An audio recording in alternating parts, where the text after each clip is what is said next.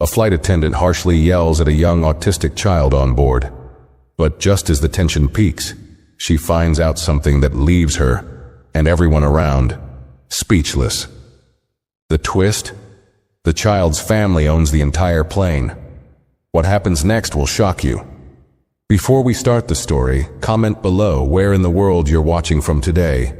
And if you enjoy this story, don't forget to subscribe for more. The flight was smooth, and the cabin was quiet. People had settled into their seats, buckled up, and the hum of the plane was the only sound that filled the air. But one family, sitting near the middle of the plane, was already starting to feel the pressure of the long flight. Their son, a young boy named Leo, wasn't quite as comfortable as the others. Leo had autism, and the sensory overload of the plane was beginning to overwhelm him. He squirmed in his seat, tapping his fingers on the armrest and making soft sounds to cope with the noise and movement around him. His mother, seated beside him, gently tried to calm him down. She gave him his favorite toy and adjusted his headphones, hoping it would help. But as the minutes ticked by, Leo's anxiety grew and his behavior became more noticeable. He started making louder sounds, which attracted the attention of a few passengers nearby.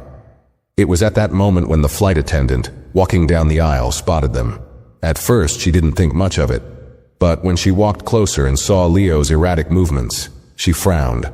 Without understanding the situation fully, she stopped and crossed her arms. "Excuse me," she said, her voice sharp. "Can you please keep it down? Other passengers are trying to rest." Leo's mother looked up, startled. "He's autistic," she explained calmly, "and he's having a hard time with the noise." The flight attendant didn't seem to soften at all. She wasn't interested in an explanation. "Well, that's not my problem," she snapped, her eyes narrowing as she looked at the child. "We all have to follow the rules. Can you control your child or not?" Leo's mother took a deep breath, trying to stay calm. She knew her son didn't understand the social cues, and she also knew it was hard for him to adjust in busy, noisy places like the airplane. But the flight attendant wasn't backing down. "You can't just let him make noise like this," she added, voice rising slightly. Leo, confused by the tension and the harsh tone, started making louder noises, his hands now covering his ears. It was clear the situation was escalating, and everyone on the plane could feel it.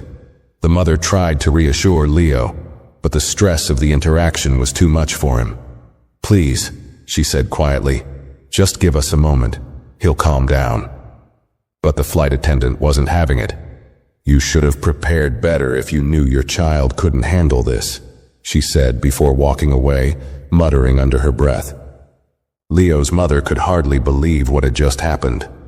She glanced around, noticing that other passengers were beginning to watch, some uncomfortable, some irritated. It felt like everyone was holding their breath, waiting for something to happen. And just when she thought it couldn't get worse, it did. Another flight attendant came over, and without a word, just stood there observing. The first flight attendant was still walking up and down the aisle, keeping an eye on Leo, who was becoming more distressed by the minute. As tensions rose, the mother glanced toward the cockpit door, hoping to speak to someone who could intervene. She knew the situation was spiraling out of control, but she also knew it wasn't her fault. The flight continued as Leo's mother tried her best to comfort him, though she could see it wasn't working. The more she spoke softly to him, the more agitated Leo became. His small hands were gripping the armrests, his eyes wide with confusion and distress. He was caught in a world too loud, too fast, and none of the soothing techniques they'd used in the past seemed to help. Meanwhile, the flight attendants kept a watchful eye, clearly annoyed by the disruption. In the back of the plane, a few passengers whispered to each other, some exchanging glances as they tried to ignore the scene unfolding. Leo's mother felt the weight of their stares and felt the sting of their judgment. Though she had done nothing wrong, she had hoped the flight would go smoothly. But now it was becoming a battle to just make it through the rest of the journey. As the minutes dragged on, Leo's behavior only worsened.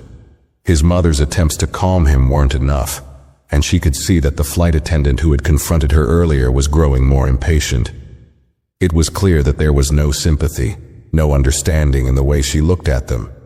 The mother took a deep breath and whispered a few more calming words to her son, but the flight attendant was already approaching them again, her steps quick and decisive. "You need to get control of your child now," the flight attendant said, her voice sharp. "If he can't settle down, I'll have to move you to another seat, away from the rest of the passengers." Leo's mother tried to explain again, her voice trembling, but the flight attendant wasn't listening. It was clear now. The flight attendant had made up her mind. The child's behavior was unacceptable to her, and she wasn't interested in hearing any more excuses. At that moment, Leo began to cry out loudly, his anxiety overwhelming him. His cries filled the cabin, and it seemed like everyone was watching, waiting for something to happen. The flight attendant turned on her heels and walked away, shaking her head in frustration. Leo's mother sat there, speechless, feeling both helpless and angry. She wanted to tell the attendant that she didn't need her judgment, that she was already doing everything she could to help her son. But the words didn't come. She just held Leo close, trying to comfort him in the chaos. The tension hung heavy in the air. Leo's mother wasn't the only one who noticed how the rest of the passengers had started to grow restless. Some were giving her disapproving looks, others were whispering among themselves. She wished there was a way to make the situation better, but the more she tried to control the chaos, the worse it seemed to get. She just needed the flight to end, but she had no idea that the next few minutes would change everything. As Leo's cries echoed through the cabin, the pilot's voice came over the intercom, signaling that they were approaching the halfway point of the flight. For most passengers, it was just another routine announcement, but for Leo's mother, it felt like an eternity had passed since the conflict started. She tried to rock Leo gently, but the stress of the situation was wearing her down. She could see the flight attendants whispering to each other from the front, occasionally glancing back at them. She could feel the eyes of the other passengers on her, making her even more self-conscious. Just as she was about to try and settle Leo again, the cabin door near the cockpit opened, and the captain stepped out. He walked down the aisle toward Leo's seat, his eyes scanning the cabin as if looking for something, or someone. The flight attendants quickly noticed him and straightened up, whispering to each other.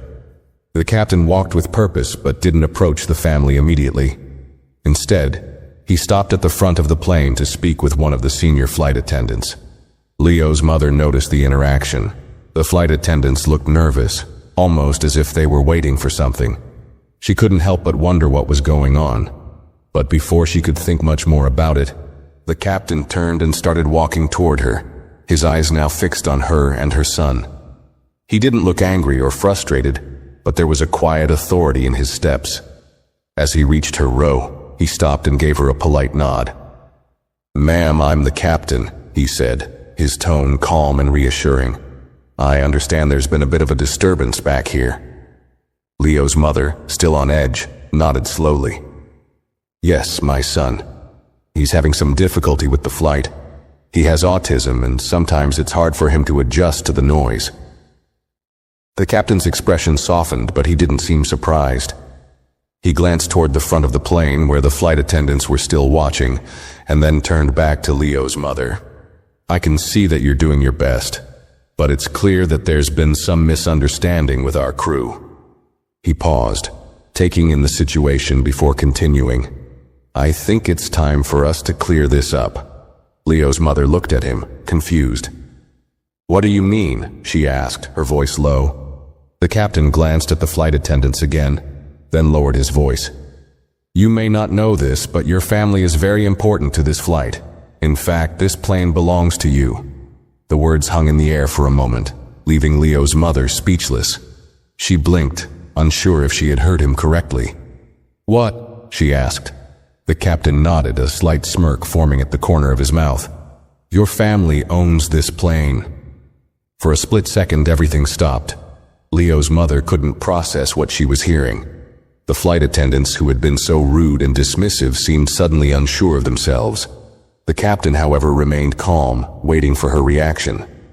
It was at that moment that the flight attendant who had been so harsh earlier turned and saw the interaction. Her face drained of color. and she quickly took a step back, as if she could disappear into the walls of the plane. She had no idea who she had been talking to, or how much she had just messed up. The realization hit Leo's mother like a wave, and for a moment she just sat there, staring at the captain. Her heart was racing, and she struggled to process what he had just said. "My family owns this plane?" she repeated, her voice shaky. The captain nodded again, his calm demeanor unwavering. "Yes, ma'am. This plane is part of your family's private fleet," he said. "I understand the situation now, and I'm very sorry about what's happened here." He gestured towards the flight attendants who were now standing at the front of the cabin, clearly uncomfortable. Leo's mother glanced back at the attendants, who were suddenly avoiding eye contact. The once confident flight attendant who had scolded her and Leo earlier was now visibly flustered. She was shifting her weight from foot to foot, clearly unsure of how to handle the situation now that the truth was out. Leo's mother could see the change in the air, a shift from tension to disbelief. "Is this some kind of joke?" Leo's mother asked, still trying to wrap her head around the words. "Why would you treat us like this if you knew who we were?" The captain's face tightened slightly, as though he had been expecting this reaction. "I can't explain her actions, but I will certainly be addressing this with the crew after the flight. No one should have treated you like that, especially under these circumstances. I want you to know that this is not the standard for how we treat our passengers, no matter who they are." Leo's mother let out a slow breath. Her anger and frustration had reached a boiling point, but now, hearing the captain's words, she felt a bit of relief. Still, the damage had been done. Leo, still distressed, was now pulling at his mother's sleeve, his anxiety only increasing in the midst of the awkward conversation. The captain noticed this and turned back to the front of the plane. "I'll make sure we give you some privacy for the rest of the flight," he added. "Please, let me know if there's anything I can do to make things easier for you and your son." Leo's mother nodded, but her mind was still swirling with what had just happened. She had been made to feel like an inconvenience, like she was the one at fault for her son's condition, and now she was hearing that they were more than just passengers. They were the owners of the plane. The irony of it all wasn't lost on her. As the captain turned to leave, Leo's mother gave him a weak smile. "Thank you," she said, though the words felt hollow after everything that had unfolded. The captain gave a brief nod before walking back to the cockpit, leaving the flight attendants to deal with the aftermath. But it wasn't over yet. Leo's mother could feel her frustration bubbling again. She had been put in a situation where she had to defend her son, but more than that, she had been made to feel small. She wasn't sure what would happen next, but one thing was certain. This wasn't the end of the story, not by a long shot. As the captain disappeared into the cockpit, Leo's mother turned her attention back to the flight attendants. They were still standing at the front of the plane exchanging glances, but none of them dared to approach. It was clear they didn't know how to handle the situation now that the truth had come out. For a moment, Leo's mother considered confronting them, but then she looked down at her son, still visibly distressed, his small body wriggling in her arms. She knew she couldn't deal with this in front of everyone. Instead, she focused on calming Leo, her hands gently brushing his hair back as she whispered reassurances to him. Slowly, his breathing began to steady, though his eyes still looked confused and uncertain. The stress of the situation had left him exhausted, and he leaned against his mother's shoulder, finally starting to settle down. Despite the tension in the air, Leo's mother managed to take a deep breath. The captain had apologized, and while that didn't undo the damage, it was a start. She tried to push the anger and frustration out of her mind and focus on getting through the rest of the flight. But it wasn't easy. She knew that once they landed, things would have to change. She couldn't let this incident slide. There were serious issues with how the crew had handled the situation. Not long after, the senior flight attendant approached cautiously. Her steps were slow, almost hesitant, and Leo's mother didn't even look up at first. She wasn't interested in any more excuses. The flight attendant stood by her seat, waiting for some kind of acknowledgement, but it took a few moments before Leo's mother finally met her gaze. "I'm sorry," the flight attendant said softly, almost nervously. I didn't know. I shouldn't have said what I did. She shifted uncomfortably. I was just trying to maintain order in the cabin, but I was wrong. Leo's mother didn't respond immediately. She could hear the apology, but it didn't feel genuine. It felt more like an attempt to smooth things over, to make everything seem fine now that they knew who she was. But for Leo's mother, the apology didn't change the fact that she and her son had been treated unfairly. She took a moment before speaking. You were rude. You treated us like we were causing a problem when we were just trying to get through the flight like everyone else.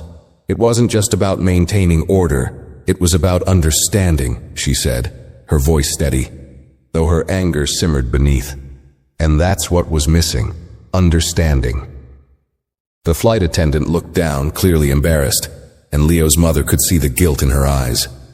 I understand now, she replied, her tone quiet. I'll make sure something like this never happens again.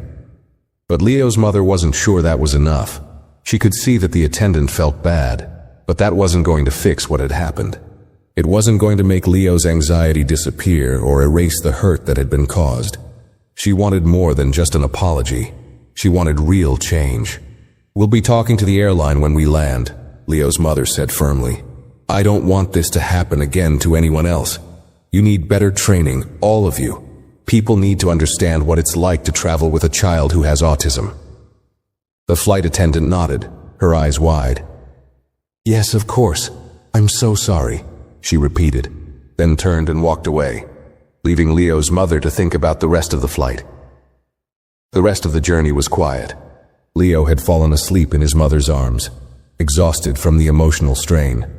The tension between the flight attendants and the passengers seemed to lift slightly, though Leo's mother couldn't shake the feeling that something was off. She'd been made to feel like an outsider, and even though the captain had apologized, the entire experience had left a bitter taste. As the plane began its descent into their destination, Leo's mother looked out the window, thinking about what would happen next. This wouldn't be the last time she'd stand up for her son, and it certainly wouldn't be the last time she'd demand respect for him and others like him. But for now, she focused on the one thing that mattered most: getting Leo off the plane and into a calm environment, away from the judgment and misunderstanding of the past few hours. The plane began its descent, and Leo's mother sat quietly, still holding her son in her lap. The lights in the cabin dimmed, and the usual hum of the aircraft intensified as they approached the airport. But despite the routine of the descent, the atmosphere in the cabin felt far from normal. There was an uncomfortable silence that hung over the passengers, as if the entire plane was collectively holding its breath. The incident earlier in the flight had caused ripples, and it was clear that not everyone had fully processed what had happened. Leo's mother glanced around. A few passengers had already turned their attention back to their books or screens, but there were others who still seemed unsettled. She could feel their eyes, though no one was daring to stare directly at her. They had witnessed what had unfolded between her and the flight attendants, and some were undoubtedly wondering what would happen next. It was hard to shake the feeling of being on display. The flight attendant who had initially approached them with the harsh tone had disappeared for most of the rest of the flight. The others kept their distance, as if unsure how to act now that the truth was out. Leo's mother was left in a state of conflicted thoughts. She knew she needed to stay calm for Leo, but inside she was angry. The whole situation had been mishandled from the start. She had expected a more professional response from the crew, especially when it came to handling passengers with special needs. The truth was, people like Leo didn't always fit into the neatly structured world of air travel. It wasn't just the flight attendants who needed to understand that. It was everyone. As the plane descended lower, Leo stirred in her arms, blinking sleepily. His face still had traces of the earlier distress, but he seemed less agitated now that the worst of the flight was behind them. His tiny hand reached up and touched her cheek, and she smiled softly, brushing his hair away from his face. The weight of the situation was heavy on her heart, but for now, Leo's calmness was enough to steady her. She could think about what to do next once they were on the ground.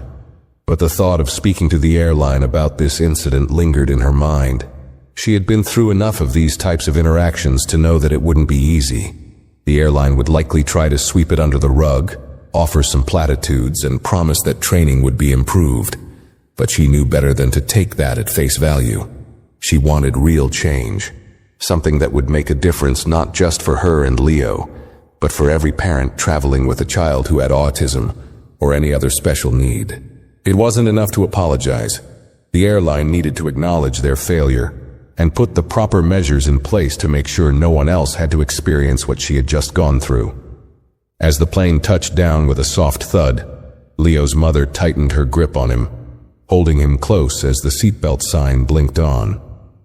The flight attendants had resumed their duties, preparing the cabin for landing, but there was no sign of the captain anymore. Leo's mother looked out the window, watching the ground approach. Her thoughts were scattered, but one thing was clear. She wasn't going to let this go.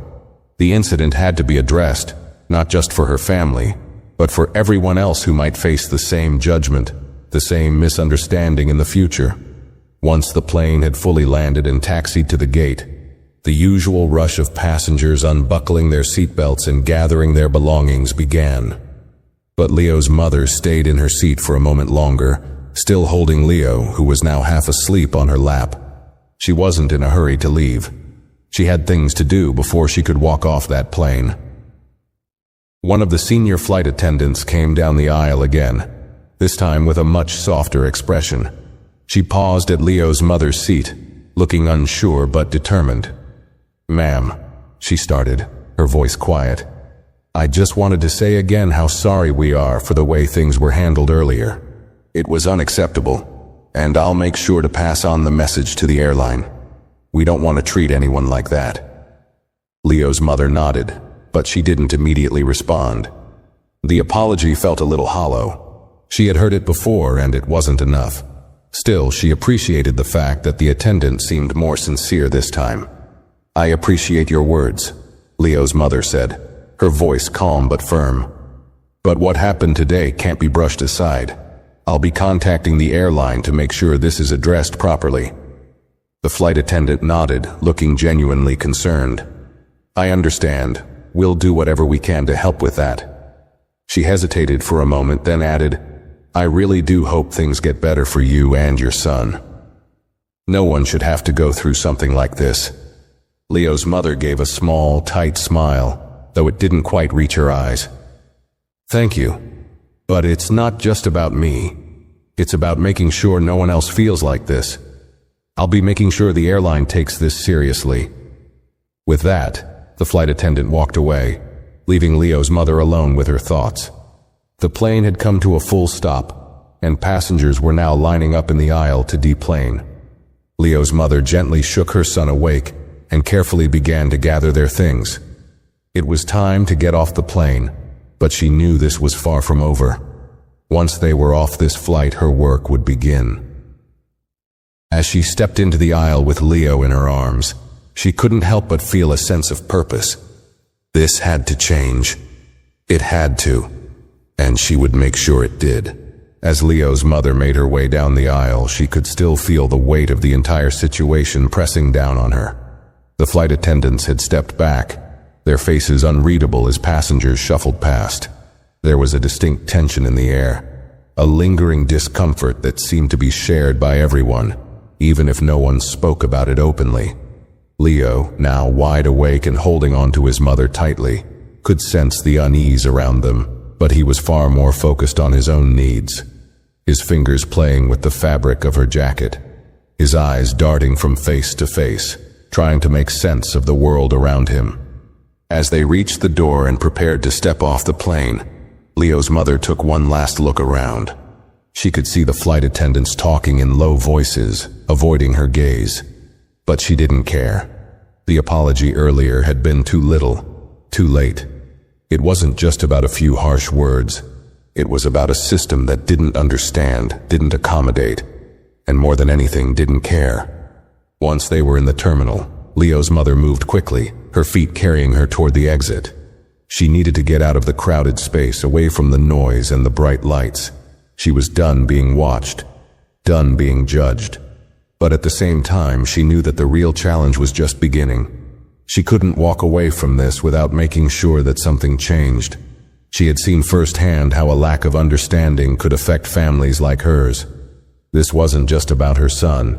It was about everyone who didn't fit into the mold of the perfect traveler. They reached the baggage claim area, and Leo's mother paused for a moment, letting out a breath she hadn't realized she'd been holding. Leo tugged at her sleeve, clearly wanting attention, so she bent down and gave him a reassuring smile.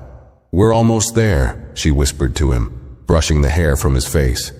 Leo's small hand rested in hers, his fingers wrapping around her fingers like a lifeline. They were almost out of this mess. But the weight of the incident continued to hang over her. It wasn't just the flight attendant's treatment, though that was bad enough. It was the whole way things had unfolded. The lack of patience, the lack of understanding, the assumption that people could simply behave their way through situations like this. It wasn't just about one flight. It was about a broader culture, one where people with disabilities, particularly autism, were often overlooked or treated as if their needs were an inconvenience, and that wasn't something she was going to let slide. As they waited for their luggage, Leo's mother pulled out her phone and began to compose an email. She knew she had to start documenting everything, getting the details down while they were still fresh. The airline needed to understand what had happened, not just the way their staff had handled the situation, but the lasting impact it had on her son. It was one thing for people to say, "I'm sorry," but it was another thing entirely to make sure that those apologies led to real change. Her fingers moved quickly over the screen, typing out a concise but firm message. She explained the entire ordeal, from Leo's sensory overload to the way the flight attendants had treated them. She made sure to mention that, even though the family owned the plane, it wasn't about the money or status. It was about respect and the dignity of all passengers. This wasn't something that should have been swept under the rug, and she wasn't going to let that happen. Once she finished the email, she hit send and sat back, her eyes still focused on the screen. She knew the email alone wouldn't change anything. She'd need to follow up, press harder, and make sure her voice was heard. But sending it felt like the first step toward doing something that mattered. Leo's mother sighed deeply, feeling both exhausted and empowered. She had fought to keep her son calm through the entire ordeal, and she had fought to stay composed when everything seemed to be spiraling out of control. Now that the flight was over, she felt like she could finally breathe again, but it was a short-lived relief. She knew this would be an ongoing battle. The carousel finally started to turn, and their bags appeared. Leo's mother grabbed their luggage, keeping her son close as they headed toward the exit. The airport was still noisy, still bustling with people rushing from gate to gate. But for her, the chaos of the terminal felt distant, like it belonged to another world. She was still stuck in the aftermath of that flight, still haunted by the way she had been made to feel. As they stepped outside, the cold air hit them. Leo's mother inhaled deeply, letting the fresh air fill her lungs. It wasn't much, but it was a small relief. She knew the work ahead of her wasn't going to be easy. She had already planned what she would do next. Contact the airline's customer service, follow up with the complaint, escalate it if she had to.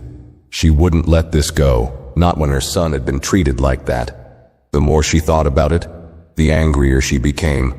This wasn't just about one flight attendant, or one misunderstanding. It was about a deeper problem. It was about the way society often overlooked the needs of people with autism. The misunderstanding wasn't just in the sky. It was in everyday life. It was in classrooms, at grocery stores, and yes, even on airplanes. Leo's mother held his hand as they walked toward their car. "We're going to fix this, Leo," she whispered softly, though he couldn't quite understand what she meant. This is only the beginning. And in that moment, as they stepped away from the airport and into the world beyond, she knew she had to see this through. Because if no one else would fight for the respect and dignity of children like Leo, she would. As Leo's mother drove home, the weight of everything still sat heavily on her chest. The quiet hum of the car engine was a stark contrast to the chaos of the flight, but it didn't bring the peace she was hoping for. The airport had been a small reprieve, a brief moment of escape, but the emotional toll of the entire situation was far from over. Every few seconds her mind would flash back to the flight, to the way the attendants had looked at her and Leo, like they were the problem, like they were the ones who didn't belong. She had kept her composure for as long as she could, but now that the physical stress of the flight was behind her, the emotional weight was settling in. She glanced at Leo in the rearview mirror. He was quietly staring out the window, lost in his own world, his small fingers still grasping the toy he'd held tightly throughout the flight. His face was calm now, no longer showing the anxiety he'd had earlier, but his mother could tell that the events of the day had left their mark on him. He didn't understand what had happened, but he understood when things felt wrong, when the atmosphere was tense, and that, in itself, hurt her more than anything else. She wanted to protect him from the world, from the misunderstandings, from the people who couldn't see past his behavior. But it wasn't always possible. In fact, more often than not, she found herself having to explain things, having to stand up for him, to make sure he was treated fairly. And today, for the first time, she had been forced to defend him in front of an entire flight crew, in front of dozens of passengers. The thought made her blood boil, even as she tried to maintain her composure behind the wheel. She knew the airline needed to hear her voice, and she would make sure of it. But what came next? What kind of impact would her complaint have? Would they truly listen? Or would they brush her off, like so many others had done in the past? The idea of fighting the system was daunting, but she couldn't ignore it. It wasn't just about her son.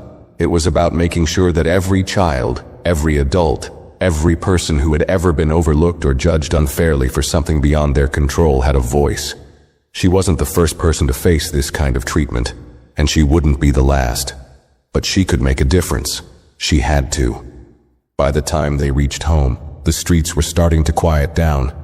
The rush of the day was over and the evening had settled in. Leo had already drifted off to sleep in his car seat, his head resting against the window, his soft breathing the only sound filling the space. His mother turned off the engine, the silence of the car offering a moment of reflection. She sat there for a while, staring at the empty road in front of her, letting her thoughts swirl. Tomorrow, she would follow up with the airline. She would reach out to customer service, escalate the issue if necessary, and make sure that the crew was held accountable. But more than that, she needed to ask herself a hard question. What was she really hoping to achieve by all of this? Was it just an apology she wanted? Or was it something deeper, something that would affect real change? It wasn't just about an apology for Leo. It was about shifting the mindset, about making sure that airlines and other industries understood that children with autism, or anyone with a disability, weren't a nuisance to be dealt with, or an inconvenience to be dismissed. They were people with their own unique needs, and they deserved to be treated with respect. With a deep breath, she unclipped her seatbelt and carefully lifted Leo from his car seat. He stirred but didn't wake. She carried him inside, his tiny body light in her arms, and gently placed him in his bed. She watched him for a moment, his small chest rising and falling with each breath, before turning off the light and closing the door behind her. For a few minutes, she sat in the quiet of the house, the weight of the day finally beginning to settle into a more manageable place. She knew there would be more battles to fight, more difficult conversations to have. But as she reached for her phone again to check her email and draft a follow-up message to the airline, she realized something important. She wasn't alone in this fight. There were countless other parents, countless other families who had faced the same frustrations, the same unfair treatment. She wasn't just advocating for Leo anymore, she was advocating for all of them. Her fingers hovered over the screen as she began to type. I am writing to follow up on my complaint from earlier today. I want to make sure that this incident is not just swept under the rug, and that real action is taken to ensure that no other family has to go through what we experienced. My son, like many children with autism, needs to be treated with understanding, not scorn. I want to know what steps will be taken to train your staff to handle such situations more effectively, and how we can make sure this doesn't happen again. She hit send, but her mind was already racing ahead to what needed to come next. This was only the beginning. She couldn't let up now, not when she knew that real change was possible. The airlines, and society in general, needed to understand that autism wasn't something to be tolerated. It was something to be understood, respected, and accommodated. As she set the phone down, a new sense of determination washed over her. She would keep pushing. She would make sure that her son, and children like him, never had to endure such ignorance again. And if that meant taking on an entire industry, she was ready. Tomorrow she would call again. Tomorrow she would make sure the airline knew exactly how serious she was. And tomorrow she would make sure that Leo's voice, his story, was heard, no matter how much resistance she met along the way. The following morning, Leo's mother woke up early. The house was quiet, the soft morning light streaming through the blinds as she sat on the edge of her bed, trying to gather her thoughts. She had barely slept the night before, her mind constantly replaying the events of the flight, wondering if she had done enough, if she could have handled it better, if there was more she could have said to the flight attendants, or even the captain. But she knew she couldn't change what had already happened. What mattered now was what came next, how she would turn this frustrating, upsetting experience into something meaningful, something that would spark real change. She glanced over at Leo, who was still fast asleep in his room. She could hear the soft murmur of his breathing through the walls, and for a moment, a wave of gratitude washed over her. He was safe, he was home, and he was okay. But the reality of the situation was still there, lingering in the back of her mind. She couldn't shake the feeling that what had happened on that flight wasn't just a random incident. It was a reflection of a deeper, more pervasive problem. The lack of understanding, the assumptions people made about autism, the way children with special needs were often treated as burdens rather than understood as individuals with unique challenges. It was a problem that extended far beyond just one flight, one crew, or one airline. It was a societal issue, and she knew it had to change. After a few moments of quiet reflection, she stood up and moved toward the kitchen, preparing a cup of coffee. Her hands moved automatically, the routine grounding her as she allowed herself a brief moment of calm before the storm of phone calls and emails. As she waited for the coffee to brew, she took out her phone, opened her email, and reread the message she had sent to the airline last night. It was firm, clear, and to the point. But now that some time had passed, she wanted to make sure it wasn't just a complaint. It had to be a call for action. She sat down at the kitchen table, her fingers resting lightly on the keyboard, thinking about how she would phrase the follow-up message. She wanted to make sure the airline understood that this wasn't just about an isolated incident. It was about a lack of training, a lack of awareness, and a lack of compassion. It was about creating an environment where people, no matter their challenges, felt respected and supported. "Dear customer service," she began, typing slowly but deliberately. "I'm following up regarding the incident I reported yesterday, involving my son, who has autism, and the treatment we received during our flight. While I appreciate the apology I received from the captain and the senior flight attendant, it's clear that the issue goes far beyond a single interaction. What happened to us is part of a larger pattern of misunderstanding that I see far too often in society, and it's something that airlines like yours can help address." She paused for a moment, reflecting on her words. She wasn't angry, not anymore, but she was determined. This wasn't about demanding retribution. It was about asking for a commitment to change. She wanted the airline to take a hard look at how they trained their staff, how they dealt with passengers with special needs, and how they could improve in the future. "I would like to know what steps will be taken to ensure that your flight attendants, pilots, and other staff are properly educated on autism and other conditions that may require special accommodations," she continued. "I understand that it's not always easy to know how to handle such situations, but there is no excuse for making a passenger feel less than or unwelcome. I am asking for a concrete plan, a clear outline of how your airline will address this issue going forward." As she typed, her thoughts became clearer. She was no longer just a mother fighting for her child's dignity. She was speaking for a broader group of people, She was speaking for every parent who had ever had to explain their child's behavior to a stranger. For every person with autism who had ever been treated like they were a problem to be solved, rather than an individual to be understood. And finally, she added, I would like a direct response from someone in leadership at your airline, someone who can explain how you plan to address this issue on a broader scale. This isn't just about one flight. It's about creating an environment where all passengers are treated with the respect they deserve, regardless of their disabilities. She reread the email and then hit send. Her heart was pounding a little faster now. It wasn't just about sending an email. It was about taking a stand. She knew that sending the email alone wouldn't be enough. But it was a start, and she was ready for whatever came next. After finishing her coffee, she picked up the phone and dialed the airline's customer service number. She had already made her complaint through email. But she knew the next step was to get someone on the phone. Someone who could actually do something about it.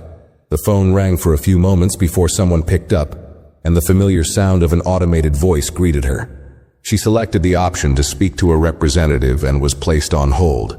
The minutes ticked by, but she didn't mind. She was ready to fight for change, no matter how long it took.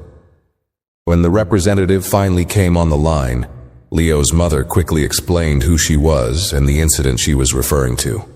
She kept her voice steady, but there was an urgency in it. I've already sent an email about an incident on my flight yesterday. I was hoping to speak with someone who can give me more information on how the airline plans to address this issue, she said, keeping her tone polite but firm. The representative took a few moments to review her information and then asked, What exactly would you like to see happen, ma'am? Leo's mother paused for a moment, thinking. She could have asked for a simple apology or for a small gesture to make up for the way she and her son had been treated. But that wasn't enough. It would never be enough. She wanted change. Real change. I want a clear plan. I want this airline to commit to better training for its staff, on autism awareness, on how to approach situations like mine with compassion and understanding. I want to know that my family and families like mine will be treated with the respect we deserve when we travel. And I want to know how you plan to make sure this doesn't happen again. There was a pause on the other end of the line before the representative responded, I understand your concerns, ma'am, and I will make sure to pass them along to the appropriate team. It's important to us that we provide the best possible service to all of our customers. I appreciate that, Leo's mother replied, her voice still steady. But I need more than just words. I need to know that something is being done, and I expect to hear back from you soon with a concrete plan. The representative assured her that she would receive a follow-up in the coming days, and they ended the call. Leo's mother hung up, her heart still racing. It wasn't over yet, not by a long shot. But for the first time since the flight, she felt a sense of control. She was doing something about it. She was making sure that this wasn't just another incident that would be forgotten. It was a small step, but it was a step in the right direction, and she was ready for the next one. The days that followed felt like a blur. Leo's mother had already set her mind to pushing forward with her complaint, but the reality of what that would involve began to sink in. The more she thought about it, the more layers of this issue she uncovered. It wasn't just the flight attendants who were responsible for what had happened. It was the entire framework around how people with autism were treated, especially in public spaces like airports and airplanes. But she wasn't going to let herself get overwhelmed. This wasn't the first battle she'd fought for Leo's well-being, and it wouldn't be the last. She spent the next couple of days gathering her thoughts, collecting stories from other parents she knew who had similar experiences. She reached out to support groups online, asking if anyone had faced discrimination or ignorance while traveling with children on the spectrum. It didn't take long before her inbox started filling up with responses. Some were heartbreaking. Stories of parents being thrown off flights, of families being forced to deal with overzealous security personnel, or flight crews that didn't bother to learn about autism before judging a child's behavior. Others were more hopeful. Stories of airline staff who had been compassionate, who had taken the time to understand and accommodate. Each response was a piece of a bigger picture. a larger movement that Leo's mother was now a part of. She realized that this wasn't just her personal fight anymore. It was a fight for every family who had been misunderstood, for every person who had ever been seen as a problem, because they didn't fit into the standard mold of normal behavior. By the end of the week, Leo's mother had compiled a report. It wasn't just a letter to the airline anymore. It was a call to action, a demand for change that she could send not only to the airline but also to autism advocacy groups, disability rights organizations, and even government officials. She wasn't looking for handouts. She wasn't asking for sympathy. What she was asking for was respect and for better treatment for people with autism, especially in situations like air travel, where the stress of the environment can exacerbate symptoms and behaviors. She knew this wouldn't be easy. She had already braced herself for the possibility of the airline pushing back, but this time, she had prepared herself for any response, positive or negative. She had decided that no matter how long it took, no matter how many hoops she had to jump through, she would make sure this issue didn't get swept under the rug. One afternoon, after having lunch with a friend who had shared a similar experience with her child on a flight, Leo's mother received the follow-up email she had been waiting for from the airline. She quickly opened it, her heart beating a little faster. The email was from a customer relations representative, and it started with an apology. "Dear Mrs. Cooper," the email began, "thank you for reaching out to us and for your patience as we reviewed your complaint. We want to begin by expressing our deepest apologies for the way you and your son were treated on your recent flight. We take your concerns seriously, and we appreciate you bringing this matter to our attention." At first glance, it seemed like the usual company apology, the kind that was polite and professional but often felt empty. Leo's mother braced herself, expecting to read more of the same hollow words she had seen in past complaints, vague promises of better service and customer care. But this time, there was more. "As a result of your feedback, we have initiated a review of our training materials and are in the process of implementing a more comprehensive program for all of our staff. This new training will focus on increasing awareness of autism spectrum disorder, as well as other disabilities that require specific accommodations. We are also incorporating new protocols for handling sensitive situations with empathy and understanding." For a moment, Leo's mother felt a sense of relief wash over her. This was what she had been asking for, an acknowledgement that the training needed to change, that staff needed to be educated on how to approach passengers with autism and other special needs. But she couldn't let herself get too comfortable. She kept reading. "We understand that actions speak louder than words, and we are committed to taking the necessary steps to improve our service. As part of this initiative, we will be offering all of our flight crews additional resources on autism awareness and disability sensitivity. Additionally, we are introducing a new protocol that will allow passengers with special needs, like your son, to receive priority assistance if needed. We want to ensure that every passenger feels safe and respected while flying with us." The words were exactly what she had hoped to hear, but they were still just words. She needed to know what this would look like in practice. What would the training entail? How would the airline measure its success? How would they ensure that staff didn't just go through the motions but actually understood the issues they were addressing? The email ended with a promise to reach out to her again soon for further follow-up, and a brief offer of a travel voucher as a gesture of goodwill. Leo's mother sat back staring at the screen. The first part of her mission had been accomplished. They had acknowledged the issue, committed to a review of their training, and promised to do better. But she knew this couldn't be the end. She had been here before. Companies had made promises, sent apologies, but nothing ever truly changed. She couldn't afford to let them think that this was enough. Without hesitation, she started drafting her response. It was a polite but firm letter that thanked them for their commitment, but asked for more details. She requested specific timelines for the new training programs, asked for transparency on how the airline would monitor staff compliance, and even suggested that the airline work with autism advocacy groups to create a framework for understanding disabilities in air travel. She knew that if she didn't keep the pressure on, it would be too easy for them to let this fade away into good intentions that didn't amount to anything. As she hit send, Leo came into the room, tugging at her sleeve, ready for his usual afternoon snack. His face lit up when he saw her, his small hands holding onto the toy he'd taken from the flight. Leo's mother smiled and pulled him onto her lap, feeling the weight of the day lift just a little. She was making progress, but she knew there was still so much more to do. There were meetings to be had, policies to push for, and awareness to raise. But for the first time in a while, she felt like she was heading in the right direction. Leo's world might be full of challenges, but it was also full of potential. And now, more than ever, she felt ready to fight for that potential. To make sure that one day Leo could travel the world without having to face the ignorance and misunderstanding that had greeted them on that flight.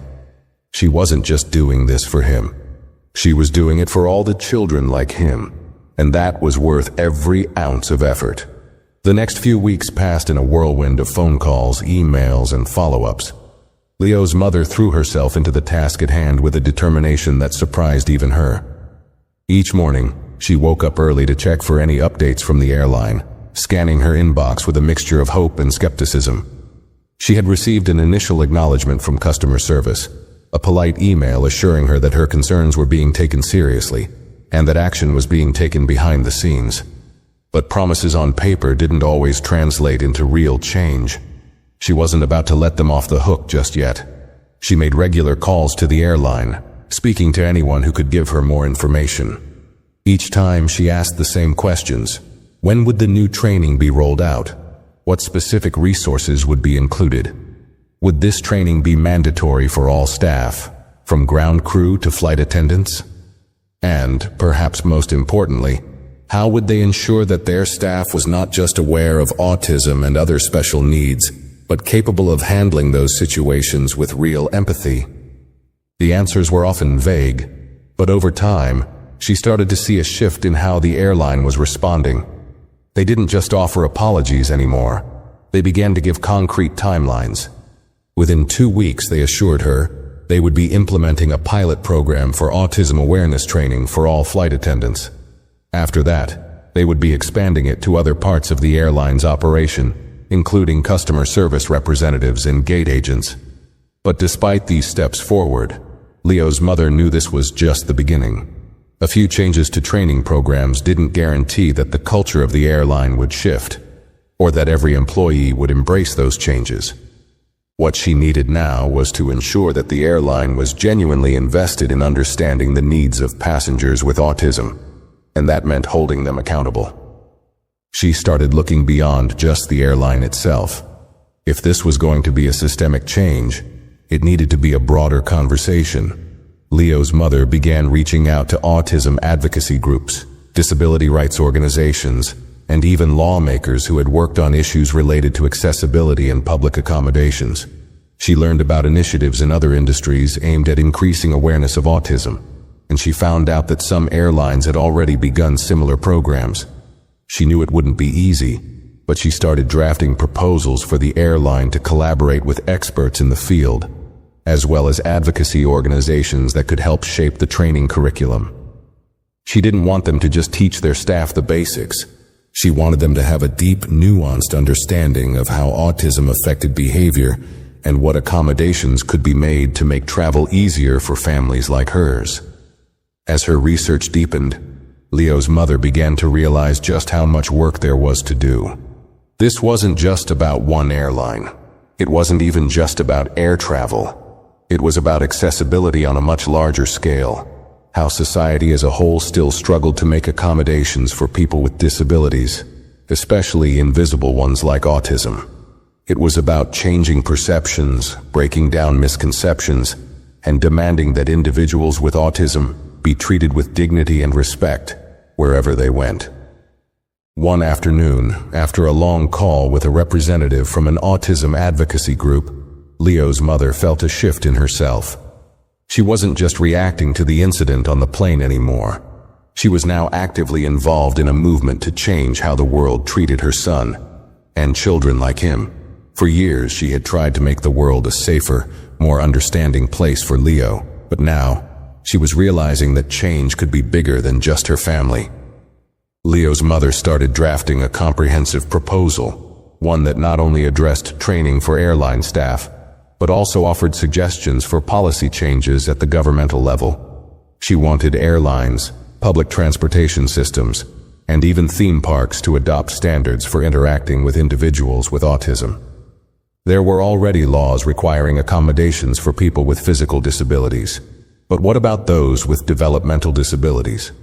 The law was behind in many ways, and she knew that the only way to close the gap was through persistent advocacy and collaboration with the right people. She spent hours writing, calling, and meeting with experts. It was exhausting work, but it felt important, like a mission. She began to realize that by taking this on, she was not just advocating for Leo's needs.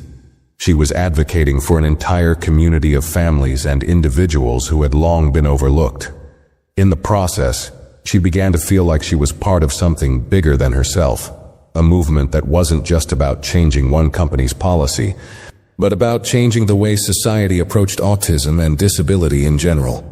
But there were moments of doubt too. Even as the airline assured her they were moving forward with their training program, Leo's mother couldn't help but wonder if this was really enough. Was this the change she had been hoping for, or was it just a band-aid on a much deeper issue?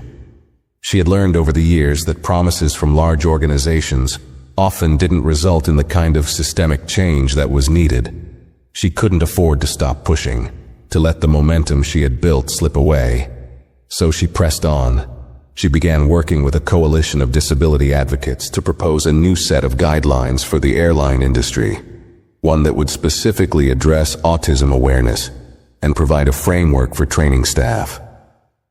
The guidelines weren't just about teaching employees how to deal with passengers who had autism. They were about fostering a culture of respect and understanding. It was about creating an environment where staff were equipped to help, where families felt supported, not judged. Then, a few weeks after sending her follow-up email, Leo's mother received a call from a senior executive at the airline. It wasn't someone she had spoken to before, but the tone in their voice immediately told her this wasn't just another customer service representative. The executive introduced themselves as part of a special committee created to address customer feedback on autism and accessibility. The call, as it turned out, was a direct result of her persistence. "We've been reviewing your suggestions, and we'd like to schedule a meeting with you to discuss how we can work together on some of the larger initiatives you've outlined," the executive said.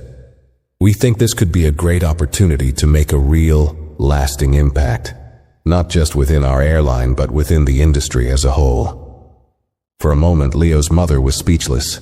She had worked so hard to get to this point, to push past the bureaucracy, the walls of corporate indifference, and now, finally, it seemed like someone was actually listening. "I'd be happy to meet," she replied, her voice steady, though her heart was racing. "I've been waiting for an opportunity like this. Let's make sure we get this right." As they set a date for the meeting, Leo's mother felt a sense of accomplishment. She wasn't done yet, far from it, but this was a significant step forward. She could feel the weight of the past few weeks finally starting to lift. For the first time, she felt like she was not only fighting for Leo, but for all the children who deserved better, all the families who had to face the world's indifference every day. Her work wasn't finished, but she was no longer fighting alone. The momentum was building, and with each step, the vision of a more inclusive world for her son, and for so many others, was becoming clearer. This was the kind of change that could echo across industries, across countries, and across generations. And for the first time, it felt like it was actually within reach. The meeting with the senior executive from the airline finally took place a week later. Leo's mother had prepared for it as if it were a high-stakes negotiation. She had gathered everything: data from advocacy groups, feedback from other families, detailed suggestions on how airlines could improve their training, and even some studies that showed how companies could benefit from better understanding autism and other disabilities. She knew that the more prepared she was, the harder it would be for them to dismiss her concerns. This wasn't just about making noise anymore. It was about crafting a solution that could actually work, something tangible that could help shift the way airlines thought about passengers with special needs. As she walked into the hotel conference room where the meeting was being held, Leo's mother could feel the weight of the moment. She was no longer just a concerned parent. She had become an advocate, a voice for countless others who had faced discrimination and misunderstanding. The room was sleek with glass walls and polished wooden floors, but the business-like atmosphere didn't intimidate her. She had worked too hard for too long to let that happen now. The executive, a man named Adam, greeted her warmly as she entered.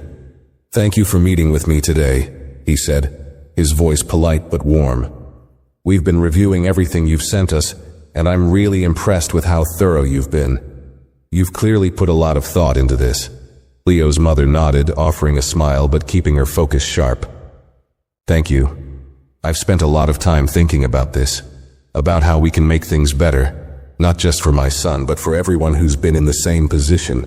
As they sat down, Adam began by acknowledging the airline's commitment to improving accessibility for all passengers. He spoke about the pilot program for autism training that was already underway, explaining that a number of flight attendants had been sent to specialized workshops on autism awareness and sensitivity. Leo's mother listened carefully, but she wasn't satisfied yet. She had been promised these changes before, and though she appreciated the effort, she needed to hear more. "You've made a good start," she said. "But what I'm asking for is more than just basic awareness. What we need is comprehensive, ongoing training. Something that really changes the way your staff sees passengers like my son. It's not enough to simply acknowledge autism. Your staff needs to know how to respond when a child is overwhelmed, when a passenger's behavior is misinterpreted, or when someone needs extra support." Adam listened attentively, nodding as she spoke. "I agree," he said. "We've realized that this is more than just about awareness. It's about creating a culture of understanding, and that's something we've only begun to address. We've been working on expanding the program, and we're looking at integrating more specialized training into our regular curriculum. I'll be honest, we're just beginning to understand the depth of what needs to be done." Leo's mother pressed on. "It's great that you're working on expanding the program, but what's your timeline? How soon can you roll out this new level of training for all of your staff? And how will you measure success? It's easy to talk about culture shifts, but those don't happen overnight." Adam paused, clearly thinking carefully about her question. "You're right," he said. "It's not going to happen overnight, but we've already started integrating some of the training into our regular crew meetings, and we plan to roll out a more structured program over the next 3 to 6 months. We'll be working with autism experts and advocacy groups to make sure we're doing it right. As for measuring success, we're looking at customer feedback, employee surveys, and we're open to suggestions on how we can track progress." Leo's mother felt a flicker of hope, but she still wasn't entirely satisfied. "I appreciate that," she said. "But feedback after the fact isn't enough. I want to see more proactive steps, like a designated point of contact for passengers with autism, a way for families to let your staff know about their child's needs before boarding. The system has to be more flexible. Your staff should know in advance if a passenger needs extra time, extra space, or a quieter environment. I don't want families to feel like they have to explain everything on the spot when the flight attendants are already overwhelmed." Adam nodded again. "I see what you're saying, and I think that's a great idea. We've been considering a system where passengers could opt in for specific accommodations when booking, so that information could be passed along to the crew in advance. It's something we could easily integrate into our booking system. I think it would make a real difference in helping staff respond appropriately." Leo's mother felt a sense of progress. She wasn't getting everything she wanted, but she was hearing real solutions. That would be a good start. But we also need your staff to understand that autism isn't one size fits all. Each person is different, and behaviors can vary widely. Training shouldn't be just about how to deal with a child who's having a meltdown. It needs to focus on how to recognize when a passenger is anxious, when they're struggling, or when they're overstimulated. It's about knowing when to step in and when to give someone space. Adam leaned forward slightly, his voice earnest. I hear you, and I agree. I think part of what's been missing is that understanding. It's not just about what the symptoms are, but about recognizing the signs early, before they become an issue. That's something we're working on. He paused, then added, I'd also like to extend an offer. Once we've finalized the new program, we'd love for you to come in and meet with our training team, maybe even help us with some of the curriculum. I know it would mean a lot to the staff to hear directly from someone with experience. Leo's mother was taken aback by the offer. It wasn't what she had expected, but it was exactly the kind of collaboration she had hoped for. I'd be honored, she said. I think it could make a huge difference if we work together. As the meeting progressed, Leo's mother and Adam discussed further ways to ensure that the airline's efforts would go beyond just policy changes and training programs. They talked about developing partnerships with autism organizations, creating resources for parents traveling with special needs children, and implementing a calm zone system at airports. Quiet spaces where families could go if their child was feeling overwhelmed. By the end of the meeting, Leo's mother felt a sense of cautious optimism. There was still a lot of work to be done, but the conversation had shifted from apologies to action. The airline was starting to take her suggestions seriously, and for the first time, she felt like they were genuinely committed to making a lasting change. As she left the meeting, she felt a new kind of energy stirring inside her. She wasn't just advocating for one child, she was advocating for an entire community. She knew it would take time, but today had been a significant step forward. She had helped create a dialogue that could transform the way airlines treated passengers with autism, and she wasn't about to stop now. The fight was far from over, but now, Leo's mother felt like she was no longer alone in the fight. This was bigger than her family. It was a movement that could reach across the country, across industries, and change how people with autism were seen and treated. And for the first time in a long while, she felt hopeful that they were finally moving in the right direction. The months that followed were a blur of emails, meetings, and constant follow-up. Leo's mother had gone from being a concerned parent to an integral part of the airline's autism awareness program. The collaboration wasn't always smooth, but it was progress, and that kept her moving forward. The airline had rolled out the first phase of the new training, and she had been invited to meet with the flight attendants and ground crew in person to talk about her experiences and offer insights into how autism affects behavior and travel. It wasn't a perfect system yet, but it was a start. As the pilot program began to take shape, she started hearing positive feedback. Staff were more mindful, more patient. They were beginning to understand how to approach situations without judgment, how to offer help without assuming a passenger's needs. There were still moments of miscommunication, but each time the airline responded quickly, using those moments as opportunities to improve. Leo's mother had also reached out to other airlines, sharing her experience and offering to help them create similar programs. She had become a sought-after speaker at autism conferences, talking about the importance of disability awareness in public spaces, especially in air travel. Her story was no longer just about a single incident. It had become part of a larger movement to create more inclusive, compassionate spaces for families like hers. But despite the progress, there was always more to do. Leo's mother knew that. She had seen the difference her efforts had made, but she also knew that not every airline or public service had adopted the same changes, and not every family had the resources or platform to push for change the way she had. Still, she couldn't help but feel a deep sense of satisfaction when she saw the results of her hard work. One day, several months after the initial meeting with the airline, Leo's mother received a call from the same executive, Adam. He sounded excited, which piqued her interest. "I have something to share with you," Adam said, his voice brimming with enthusiasm. "We've just finished our first round of employee feedback on the Autism Awareness Training Program.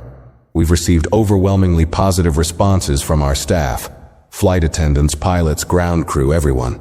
They say they feel more equipped, more confident in their ability to serve families with special needs. It's making a real difference in how they interact with passengers. And more importantly, we've received positive feedback from the families themselves. We've had families reach out to tell us how much the program has meant to them. Leo's mother felt her heart swell. This wasn't just another empty promise or corporate speak. It was tangible, measurable change. Real progress was being made, and it was happening because of the effort she had put in. She had pushed through the frustration, the late nights, the doubts, and now things were different. "That's incredible," she said, her voice thick with emotion. "I'm so glad to hear that. I knew this was going to make a difference, but to hear it from the people who are actually on the front lines, that's what really matters." Adam continued, "We've also had some staff come forward with ideas for further improvement. We're even looking into adding more sensory accommodations in airports, quiet spaces for children to decompress before their flights, and some special seating arrangements for families that need more room." Leo's mother smiled, a feeling of warmth spreading through her. It wasn't just the airline that had changed. It was the whole culture surrounding air travel for families like hers. It wasn't perfect, but it was better. And that was enough for now. "You know," Adam said, "we'd really like to honor your contribution to this initiative. We want to make sure that this change isn't just an isolated effort within our airline, but something that's seen as part of a larger movement across the industry.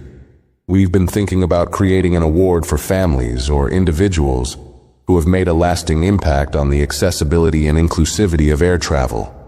And, if you're open to it, we'd love for you to be the first recipient." Leo's mother was taken aback by the offer. An award wasn't something she had ever considered. She wasn't doing this for recognition. She was doing it for her son, for every other family that had faced the same struggles. But hearing Adam's words made her realize something important. This fight hadn't just been about one airline or one flight. It had been about changing the way society understood autism, about ensuring that the world, in every corner, could be a little bit more accommodating. "Thank you," she said, her voice a little shaky. "But I'm not doing this for any award. I'm doing it because it's the right thing to do. I want to see change. Real, lasting change. For my son, for families like ours, for everyone." There was a moment of silence on the other end of the line, and then Adam replied, "I know. And that's exactly why we want to honor you, because you've made change happen." After they ended the call, Leo's mother sat there for a while, reflecting on the long path that had brought her here. She thought about the early days, when she had felt so alone, when she had been fighting a battle that felt insurmountable. She thought about the moments when it seemed like nothing was changing, and all she had were words of hope from people who didn't fully understand her struggle. But now, as she looked back, she saw how much had shifted, not just in the airline industry, but in the way she saw herself. She had made a difference, and in that moment she realized that the work wasn't over. She'd made huge strides, yes, but she was just one person. She was a small part of a much larger movement, a movement that was pushing for a world where understanding, inclusion, and compassion weren't the exceptions. They were the rule. As she walked into the living room, where Leo was playing with his toys, she felt a quiet pride.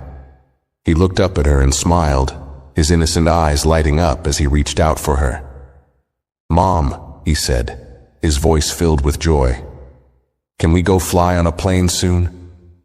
Leo's mother knelt down to his level and smiled, her heart swelling with love for the boy who had started all of this. "Yes, sweetie," she replied softly. "Yes, we can." And for the first time in a long while, she knew that the world was starting to change. One flight, one conversation, and one small victory at a time. If you found this story interesting, give it a like, share your thoughts in the comments, and don't forget to subscribe for more videos like this.